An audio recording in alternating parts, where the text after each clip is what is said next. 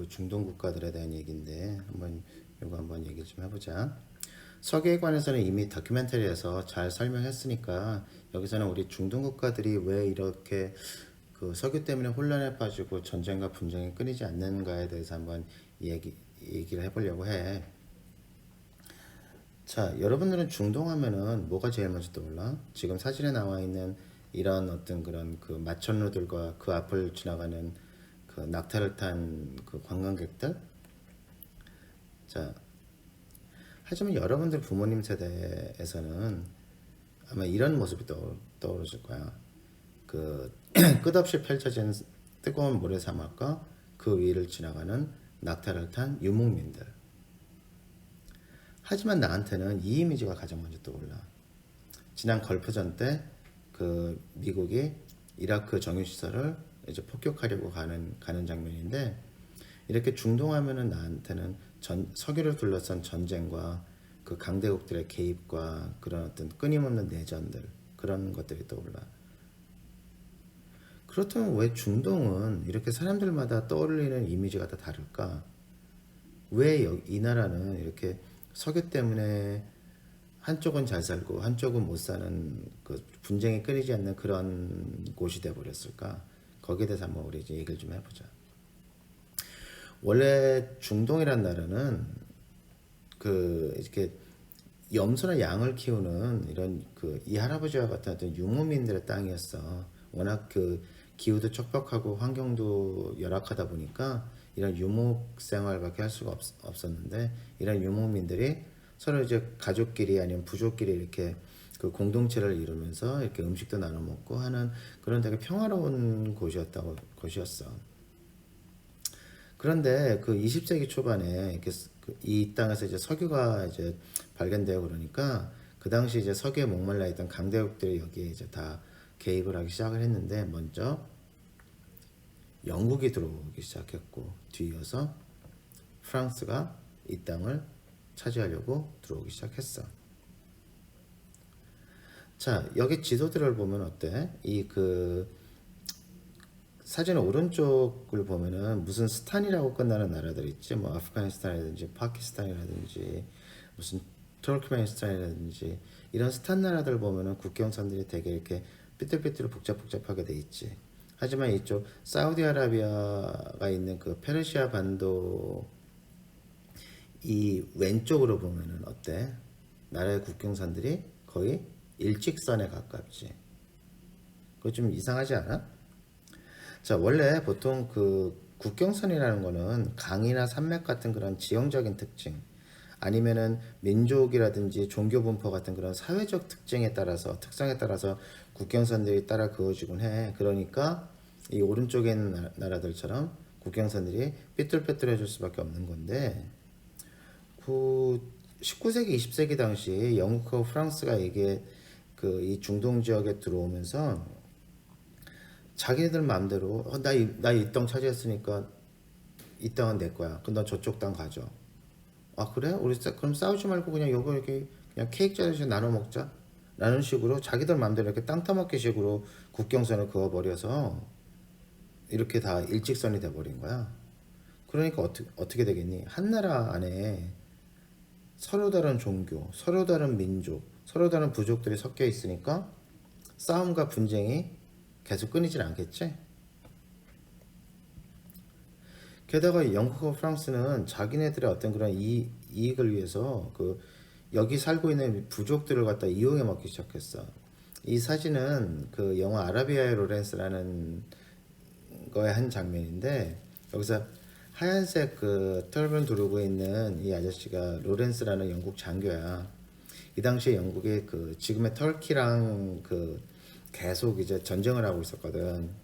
그러니까 터키 뒤쪽에 있는 그 아라비아 반도에 있는 이 그 부족들을 갖다가 꼬드겨 가지고, 자기네들은 병사수가 부족하니까 이 부족들을 꼬드겨 가지고 터키한테 저기 대항하게끔 싸우라고 막 꼬드기는 거야. 그럼 자기네들의 병사 희생을 갖다가 조금이라도 줄일 수가 있겠지. 자, 이렇게 그 전쟁이 계속 일어나는 것과 동시에 전쟁을 하는 것과 동시에 한쪽에서는 영국하고 프랑스가 그 아라비아 반도에 있는 그 석유 자원을 갖다가 자기네들이 회사를 세워가지고 이렇게 계속 착취를 하기 시작했어. 그러다가 1, 2차 세계대전이 끝나고 지금 그 이란 이라크 땅에 들어선 영국이 이 다큐멘터리에 나오는 것처럼 이 회사들을 통해 가지고 현지인들하고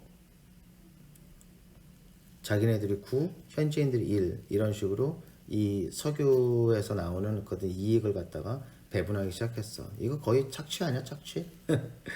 그런데 그 2차 전쟁이 끝나고 새로 이 아라비아 반도에 들어오게 된 미국은 어떻게 했냐면은 그 아직 영국하고 프랑스의 그 영향이 미치지 못한 사우디아라비아 그쪽에다가 이제 협상을 제시를 한 거야. 조건은 5대5로. 그러니까 사우디아라비아는 얼싸구나 하고 이제 미국하고 협상에 맺었겠지. 자, 요즘 한번 생각해 보자. 영국하고 프랑스가 들어가서 저렇게 착취에 가까운 9대1의 조건을 내세운 이란, 이라크는 지금 나라가 어떠니? 전쟁과 내전과 그런 경제 제재에 신음하고 있지. 하지만 미국하고 5대5로 협상한 사우디아라비아는 지금 어때? 사우디아라비아 뭐 아랍에미레이트 그런 뭐 아부다비 저기 뭐 두바이 그런 요즘에 되게 유명한 관광지들 있잖아. 그런 나라들은 어떠니?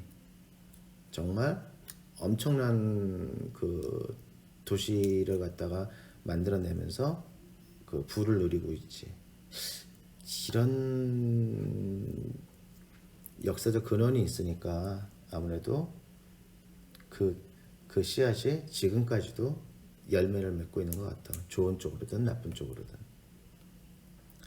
자, 이란 쪽으로 다시 돌아가 봐서 지금 저 왼쪽 사진에 있는 저 할아버지는 그 1950년대 당시에 이란에서 석유 국유화를 이끌던 모사데크라는 당시 총리인데 이 아저씨가 그 당시 영국인 손에 있던 이란 내의 모든 석유를 갖다가 이것은 영국인들의 소유가 아니라 우리 이란 국민들의 소유다라고 해가지고 국유화를 선포해 버렸어. 그러니까 국민들은 좋아했지. 하지만 영국하고 미국이나 프랑스 이 사람들은 어떻겠니? 자기네들 것이 뺏겼다고 생각했겠지. 그래서 CIA가 그 이란 내 어떤 군부 세력을 갖다 뒤에서 이렇게 조종을 해가지고 쿠데타를 일으켜서 저 할아버지를 바로 쫓아내 버렸어. 그리고 석유 자원을 다시 자기네들 걸로 돌려놓고. 자, 그러니까 이란 국민들은 이제 국유화하고 나니까 이제 드디어 이제 우리가 진정한 독립을 이뤘다라고 막 좋아하고 막 그랬지만은 다시 이걸 뺏기고 나니까 쿠데타에 의해서 조종당하는 자기네 나라 정부 그리고 영국하고 미국한테 점점 불만이 쌓여갈 수밖에 없었겠지. 자, 지금도 현재도 이 나라들은 종종 저렇게 그 미국 국기를 저렇게 찍고 미국 대사관 앞에서 저 성족이나 아니면은 저 그 이스라엘 국기를 갖다 이렇게 불태우는 저런 반서방 시위를 이렇게 하고 그래. 자,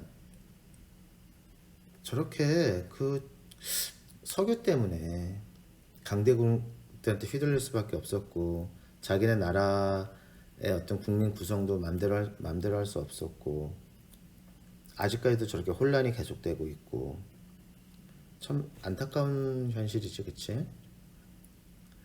자, 지금 저 사진은 그 아부다비에 있는 그 버즈 칼리파라는 그 세계에서 제일 높은 건물인데 어때? 양이나 염소를 치던 그 유목민들의 땅에서 아무것도 없는 저 황폐한 사막에서 저런 엄청난 마천루 도시를 갖다가 건설할 수 있게 했던 거는 바로 석유의 힘이었어. 하지만 저 휘황찬란한 빛 뒤에서는 절망 속에서